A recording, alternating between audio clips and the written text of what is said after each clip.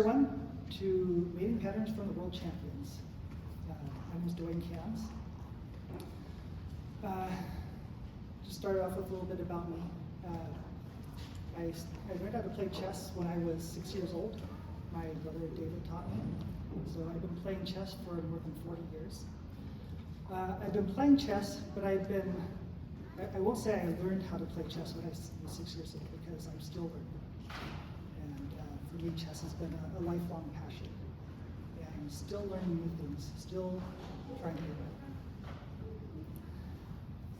One thing that I didn't get a whole lot of when I was first learning chess was any talk about patterns. What are patterns, and why is it important to learn about patterns? So I would sit at the board and I would look and say, oh, maybe if I go here, maybe he'll do that. It was kind of random, without any systematic understanding of what's going on. So patterns are arrangements of pieces that you see on the board, and the same pattern, the same arrangement comes up over and over again, not just in one game, but in multiple games. And not just in games by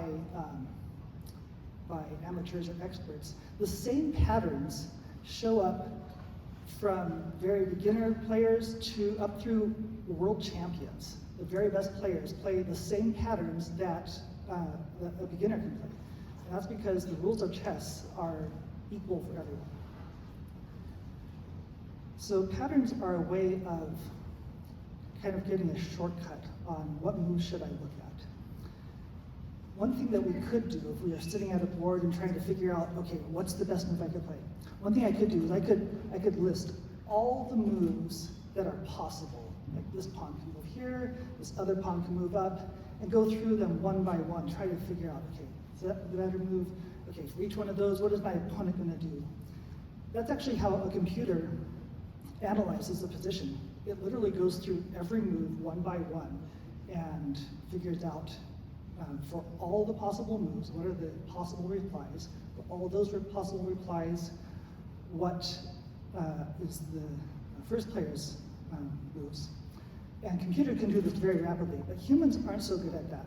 Now we do have to calculate a little bit, but what we can do is we can use patterns as sort of a shortcut for, here's an idea, maybe I should pursue that a little further. And it turns out actually computers don't do very good at recognizing patterns, but they really excel at calculation. After we do find the pattern, of course, our job isn't over. We have to make sure the pattern works. So we do have to do a little bit of calculation, but the pattern will give us the idea. So it's kind of a shortcut for figuring out what are the candidate moves that we should look at. So today, as we're going through a bunch of positions, if you don't understand the calculations that are involved, don't worry about it. That's not what we're trying to get here. All we're looking at is the different configurations. I'll go into some of those right away, right after this. But don't worry about calculating 5 moves ahead. That's not what we're looking at here today. It is an important skill, but just not for today. So let's get started.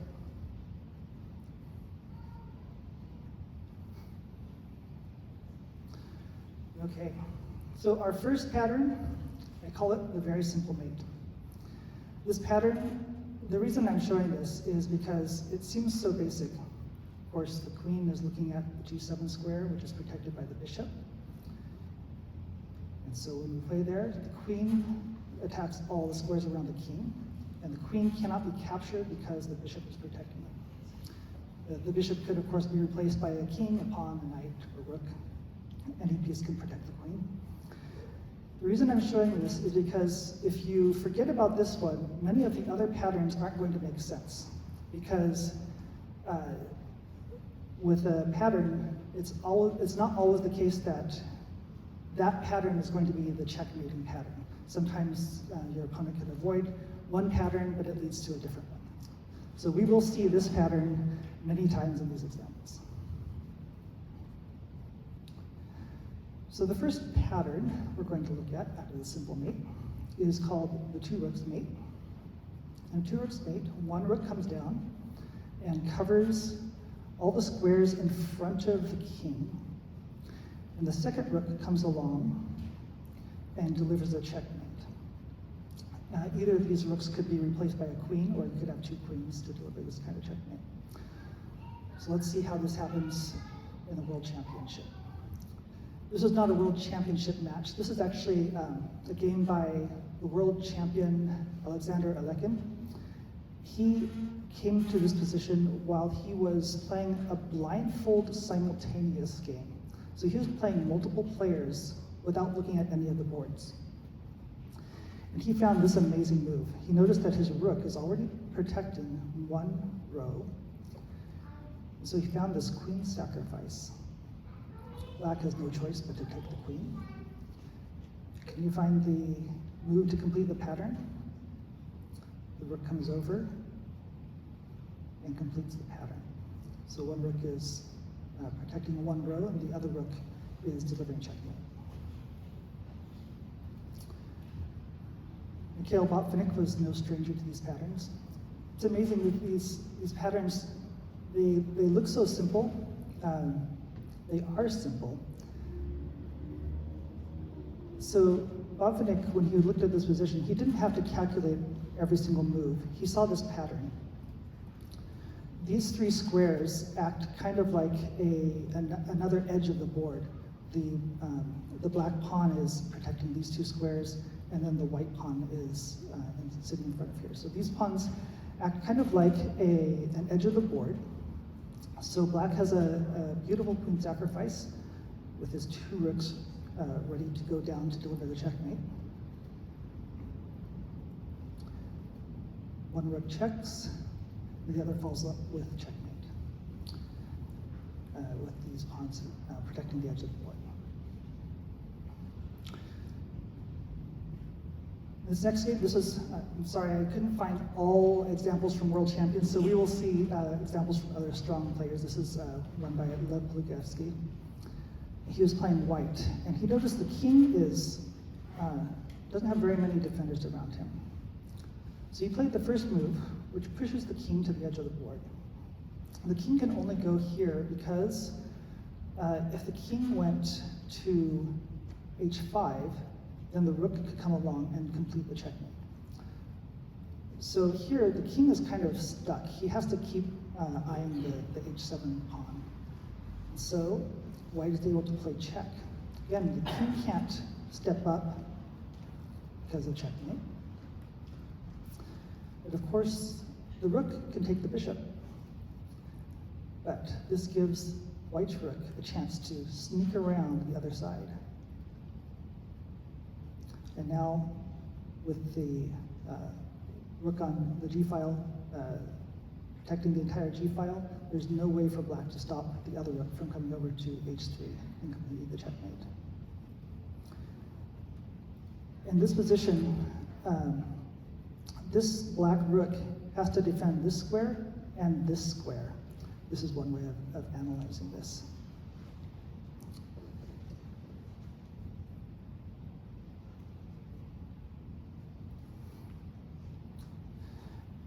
In this next example, this was actually from a puzzle that I encountered. This is a back rank mate, or a two rook mate in the middle of the board. So what I noticed was the rook is defending one file and acting as another edge of the board. So what if black could get another piece over here, and that would be the two rook mate. And so there's another queen sacrifice waiting there. Now the pawn defends the rook, and the bishop defends the pawn, so the king has no place to go except back. And then the rook slides over and delivers the two rook mate with both files. In this position, white is kind of hemmed in by his own pieces, but we still call this the two rook mate.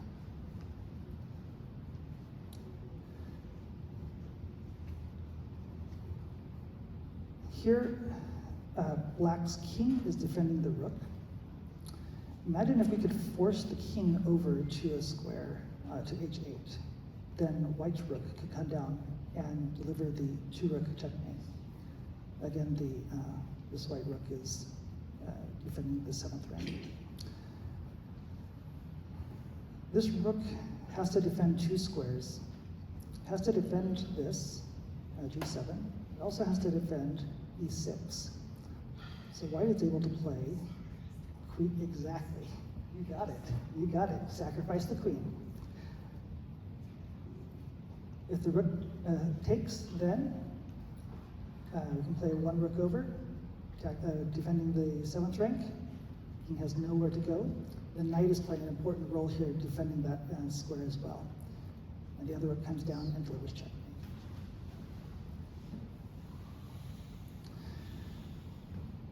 This one is a little trickier. It's hard to see.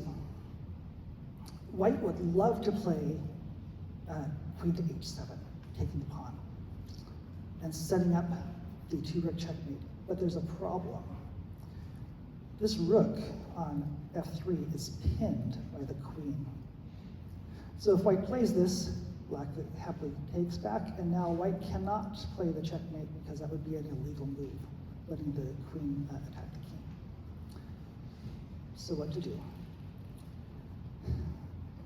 White plays this theme called unpinning. White's going to play his rook up. The queen cannot take the f3 rook because the queen is overloaded. The queen has to defend his own rook on f8. So this would be another checkmate. We'll see this pattern a little later. Queen cannot defend the h7 square just by going up here again because the rook is hanging.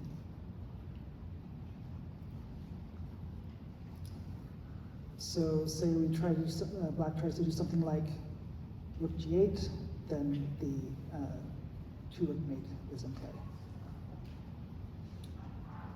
The 2-rook mate is interesting. There are very few black pieces involved to get in the king's way. The king can be kind of wide open. Most of these other positions we'll see there are many black pieces getting in the way, blocking some of the escape squares for the king. Back rank mates. Back rank mates are probably, if you're going to study one pattern, back rank mates would be it.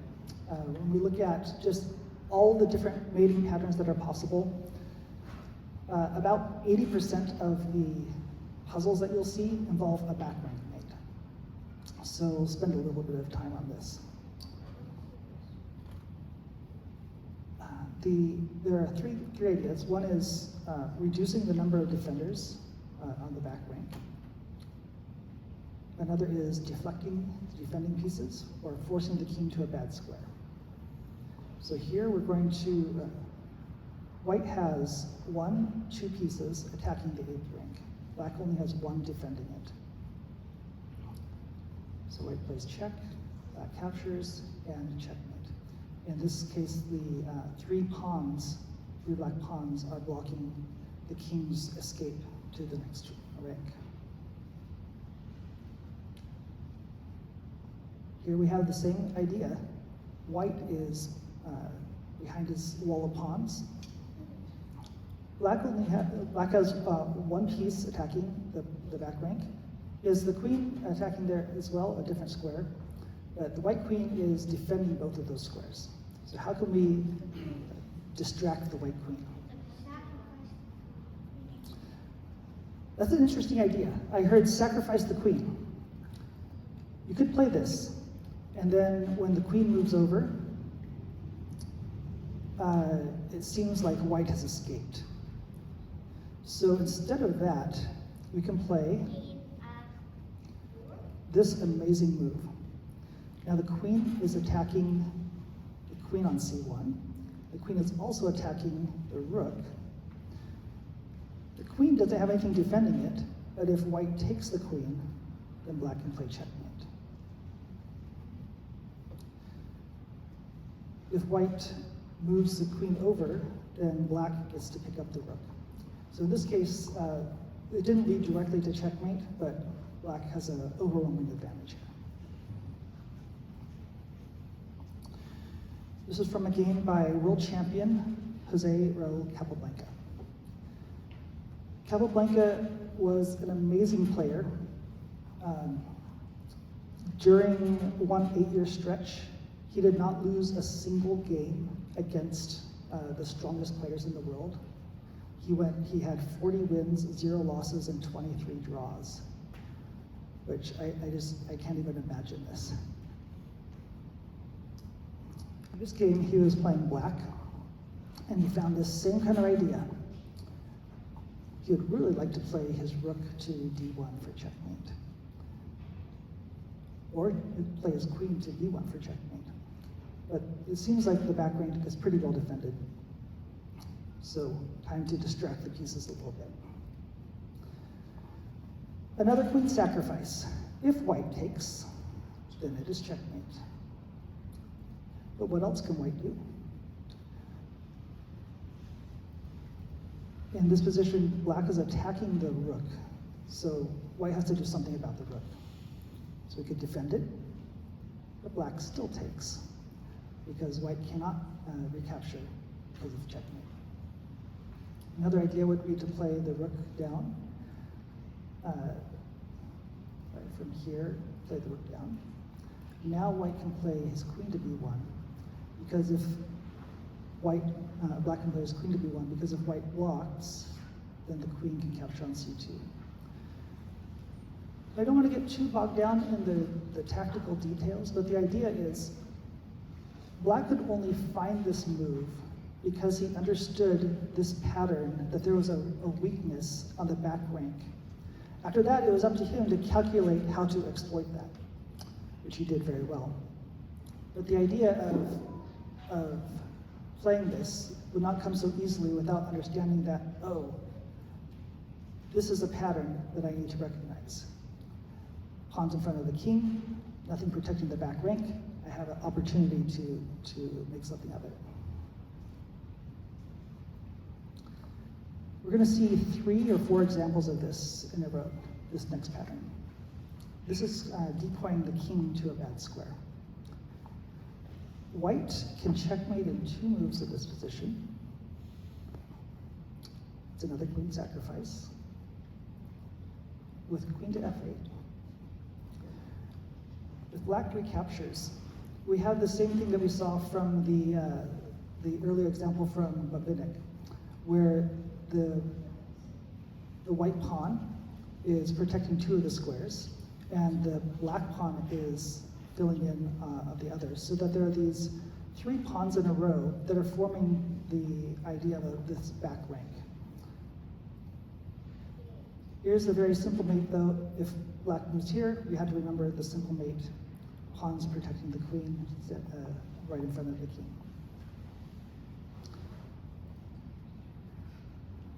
This is the exact same idea, slightly different position. In this position, this is the only one where the world champion was on the losing end. Max Yu was a Dutch grandmaster. I don't think he was actually a grandmaster. The grandmaster title was only created in 1950, so a lot of these games were earlier than that. Max Yu interrupted the reign of Alexander Alekhine for 2 years and then lost the championship right back to him after 2 years. He had just set up this checkmate. Black is threatening checkmate on h2. But white is just a little bit faster. Again, these 3 pawns in front of the king. This time the knight is attacking 2 of them. This is another example of back rank pattern.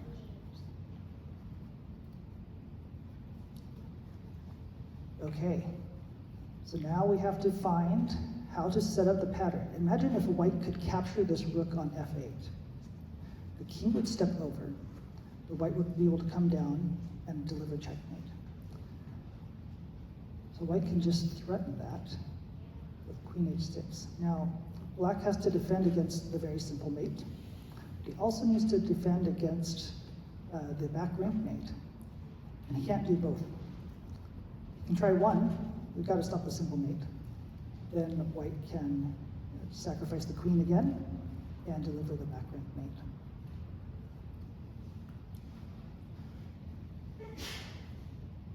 Can anyone see the pattern?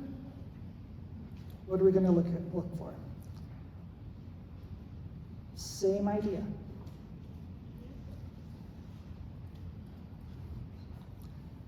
Unfortunately, there's a problem. If white tries to deliver checkmate now, the black knight can just capture. So the idea doesn't work yet. So how can we make it work? Well, maybe we can kind of distract the knight, and so he's not attacking that. It turns out we can.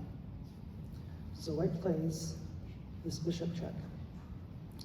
If the knight takes, then we can do the pattern that we've seen previously.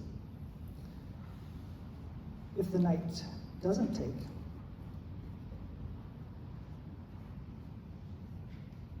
let's say the king moves away. White still has a back rank mate. This is a little unusual. The knight is defending 2 squares and the bishop is defending the other.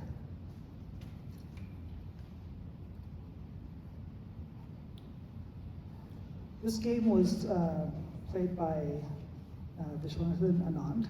He was playing black. He noticed that white's king is in a somewhat awkward position, and he has just enough to force the king to a bad square and deliver the back rank mate.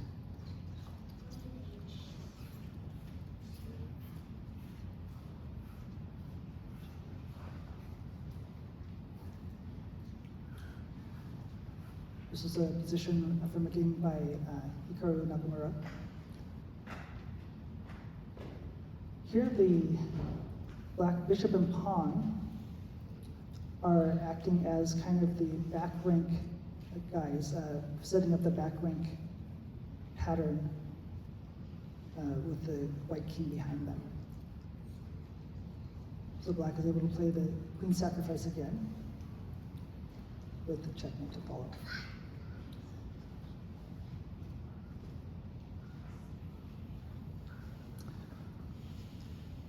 A few more back rank. Let's see, I will do one more of these. This one. This is one. Let's see what's going on here. White's king is kind of out in the open. It does not have a lot of defenders around him. On the other hand, white has 1, 2, 3 pieces all pointing at the back rank. It's just that there's so much stuff around the black king, it's hard to figure out how to get it started. White had this amazing idea. Another queen sacrifice. Black only has one possible move because the pawn is defending the queen. And now the rooks come down. First one. And now we have the typical pattern. And then the other rook comes down and delivers a checkmate. We're getting the idea?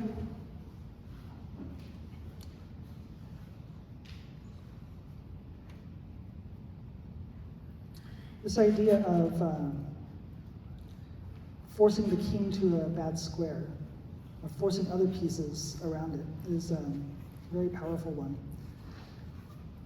It's kind of the heart of all calculation. It's if you don't do something to respond to my move, then there's some bad consequence will happen. It could be checkmate or losing massive material. That lets you, it's another shortcut technique where I don't have to calculate every possible move because I have a very powerful threat. If you don't respond to my threat, then I will be able to do whatever the threat was. So here, this is moving on to smothered mates. Those were all the back rank mates. Moving on to smothered mates. Smothered mate is a brilliant kind of position. The king ends up surrounded by his own pieces. Of course, the king can't take the queen because the bishop is protecting him. And now with the king surrounded by his own pieces, the knight, which is the only piece that can jump over others, that's right, the knight can come in and deliver checkmate.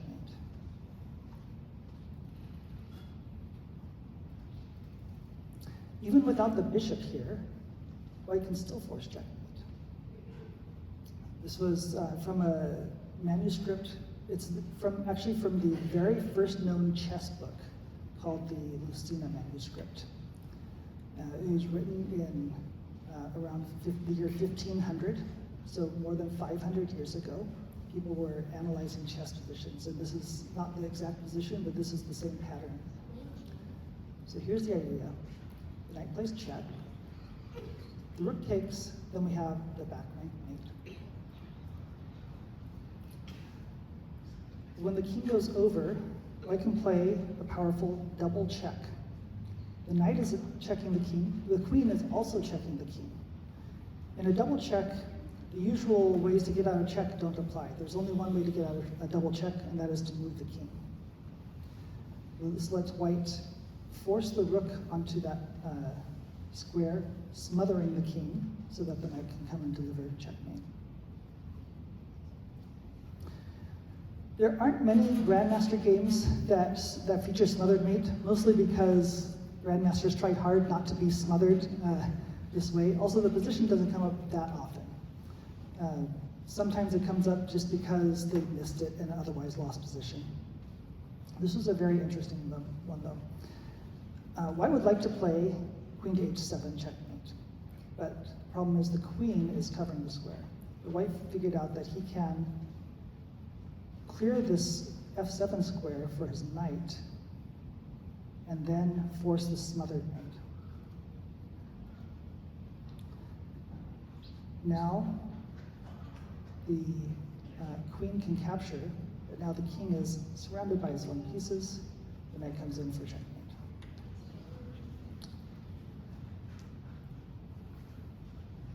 Bobby Fischer was the first American world champion. Actually, that's not true. The very first world champion was Wilhelm Steinitz, who was originally from Austria, but then he moved to the United States and became a US citizen. He was the very first world champion in 1886. Bobby Fischer, I guess, then was the second world champion, the most recent one from 1972 to 1975. Sorry, not the most recent one, the second one. Fischer was an amazing chess prodigy. He won the United States Chess Championship when he was only 14. This is from a game. This position did not take place in the game, but it's a secondary line from analysis. And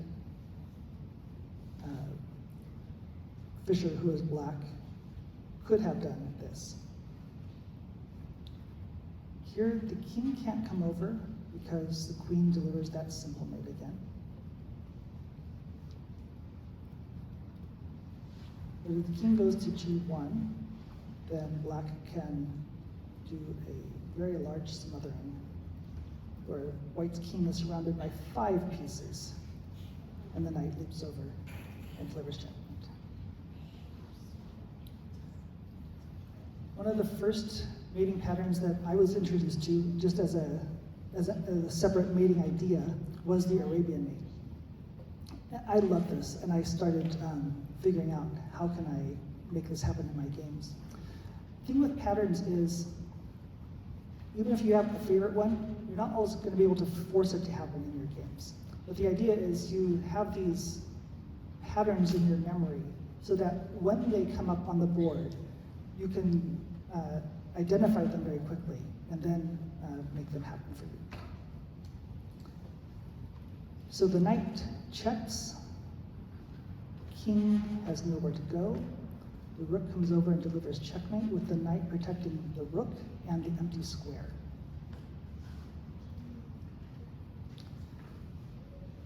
Here it's white to move. White would love to be able to play his knight here and then checkmate, but unfortunately that's not checkmate because the black bishop can come back and capture the rook. And then this is not checkmate either with the queen because the bishop can capture there. So what is white going to do? Well, the bishop is causing so much problem, let's just take the bishop right off the board.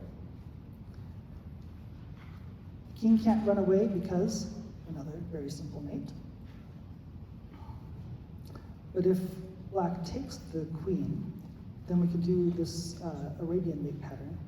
The knight hopping to f6, king goes to the corner, and the rook delivers checkmate with the knight protecting both the rook and the other square next to the king.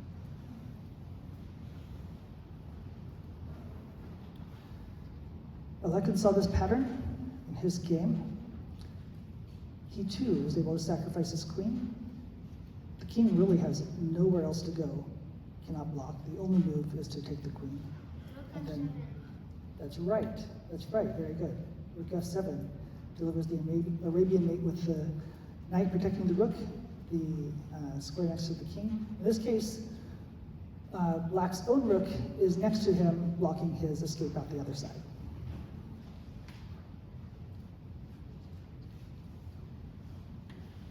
How can we get an Arabian mate in this position? After all, the square is blocked by Black's own piece. Sveli Tartakower was a Polish grandmaster. He was never world champion, but he won several tournaments where the world champion was playing. Tournaments that had all the strong grandmasters from his day. So he figured out this. We'll just move the rook and even sacrifice it. Because now we can play the Arabian mate with the knight to f3. The king has nowhere to go except into the corner, and the rook comes down and delivers checkmate. Same idea here. There's only one, it's not quite mate. There is one move that white can play, which is to take the queen. And Black's down a queen.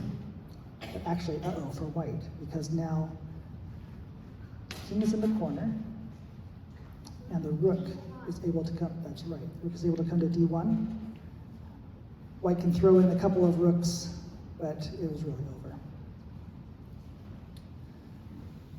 I just mentioned Wilhelm Steinitz. This was a game he played before he was the world champion, about 20 years before. He also had an amazing undefeated streak. So back then there was a lot more match play because they didn't have as many big tournaments that you could play in. And so the top players would challenge each other to matches. For 32 years, he didn't lose a single match. He lost some games, he drew some games, but he didn't lose a single match for 32 years against the top players in the world. He was just way ahead of everyone else. He noticed that the white rook is kind of stuck. If the rook moves anywhere off to the side, Black would be able to play the Arabian mate with rook to g1. Which means that when he played queen h4, the rook cannot capture because of the checkmate. The queen is also threatening a checkmate on h2, same pattern. But even defending that by white is not going to work because the queen just comes in anyway. Now the rook has to capture, and the mate pattern happens. 150 years later or so, Anatoly Karpov was able to apply the same idea.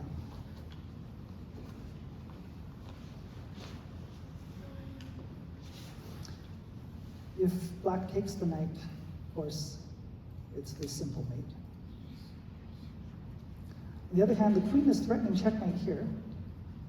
We need some way to defend it. Moving the pawn up, nope, that's not going to do anything. Queen can still come down and checkmate. Maybe moving the h-pawn up. Another queen sacrifice is in the works. And now the rook can come down and deliver the mate. Let's see how much time we have. We have so many. I think I'll go through one more. This is called the crisscross ring. It's a very pretty pattern. The queen, or sometimes another bishop and a couple of Black's own pieces, sits up on one diagonal. The other bishop sits up on the other diagonal, delivering checkmate.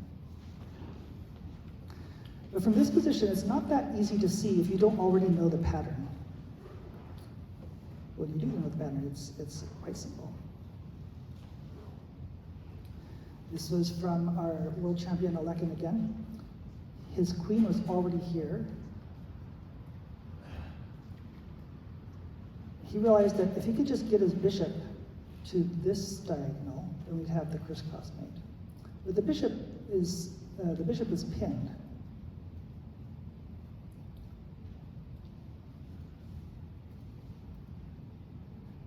Of course, white resigned after this move because if black defends against this, then if white defends against this, black can just take his queen.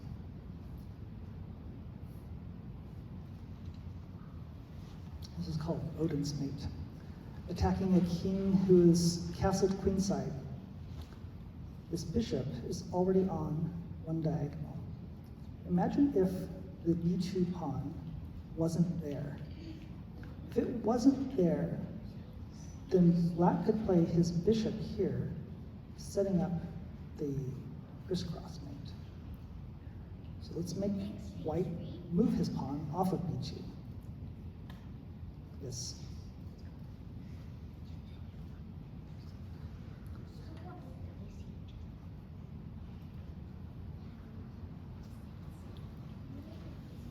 Sometimes the bishops are not crisscrossing, but they're on the same diagonal. It's called a double bishop's mate.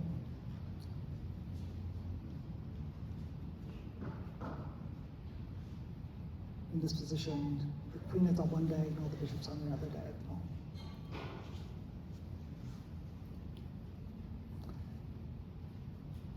Same idea we had before.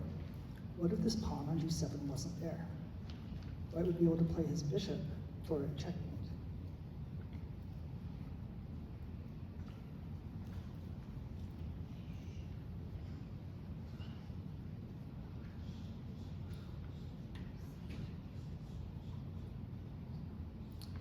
For the last pattern I want to show you, it's called an epaulette mate. See these little ornaments that are on his shoulder? So chess has a history of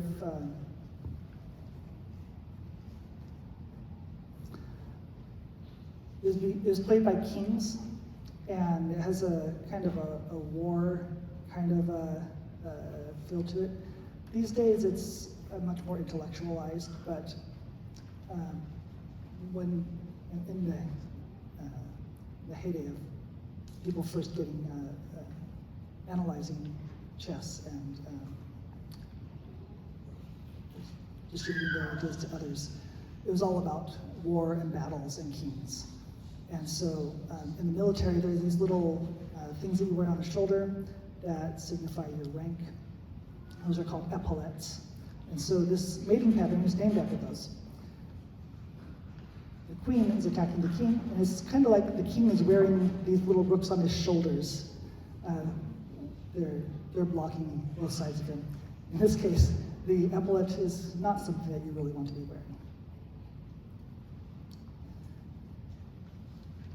Paul Morphy was the best chess player in the world before there was a world championship, about 30 years before.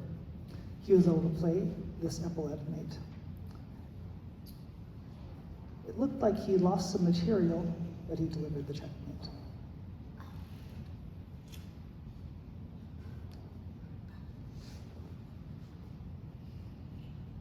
Here's our friend, the first world champion, Wilhelm Steinitz, again, sacrificing his rook to set up an epaulette mate where the rook and the pawn are going to be the epaulette shoulder patterns. When the king comes here, white can sacrifice his rook. The queen is attacking the squares in front of the king and the king itself, and black's two other pieces are providing the blocking squares. In this position, Boris Golko is actually the victim of an amazing idea. So white has three pieces all attacking the square. He'd sure like to play queen here with checkmate, but unfortunately the knight can just take it If the rook captures, then the king runs away. And white can win a little bit more material, but he's already down so much, it's too late. So what he did instead was set up an epaulette mate. There's going to be a knight here, another knight here, and then the rook will deliver the mate. Very hard move to see if you don't already know this pattern. Black only has one legal move, and now the rook can deliver the epaulette mate with the bishop defending it.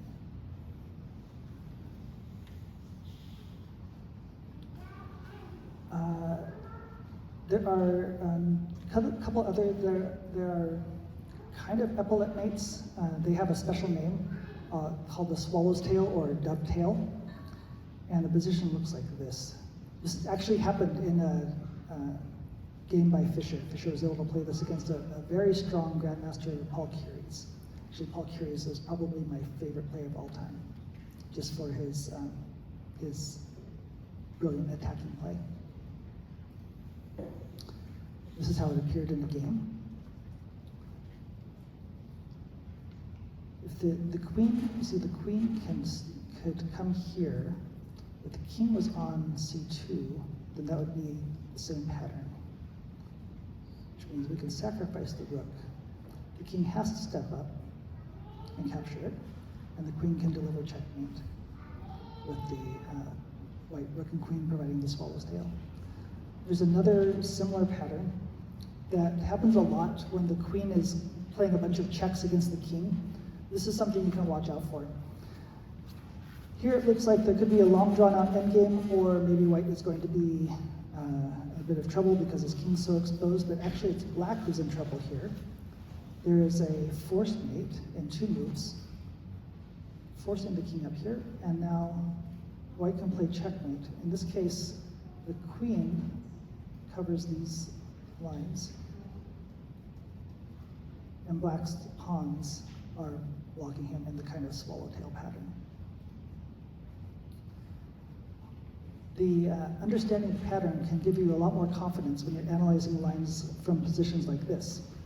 So the question is, does rook capturing the pawn do anything? Can we force anything after that? And if you recognize that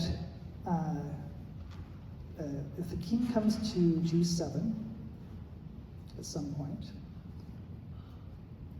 and the queen can come to h6, then that is the swallow's tail mate. So we do indeed play rook take h7.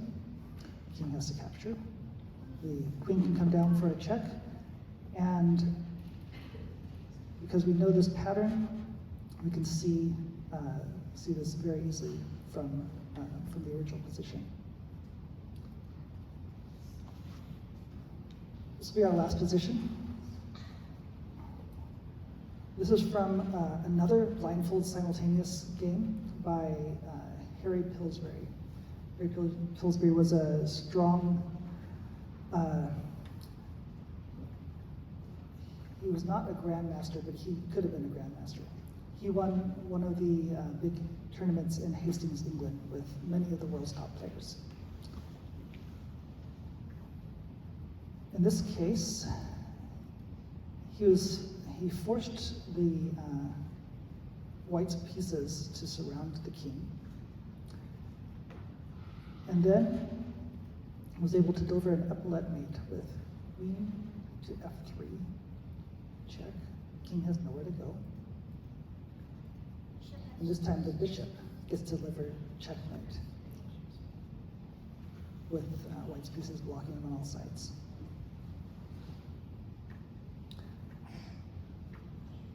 As you can see, I have a lot more content. I think we'll stop here. I hope that you have gotten appreciation for learning the patterns, learning the shapes of the pieces, how they relate to each other, and I hope that you'll be able to apply these in your own games. Thank you.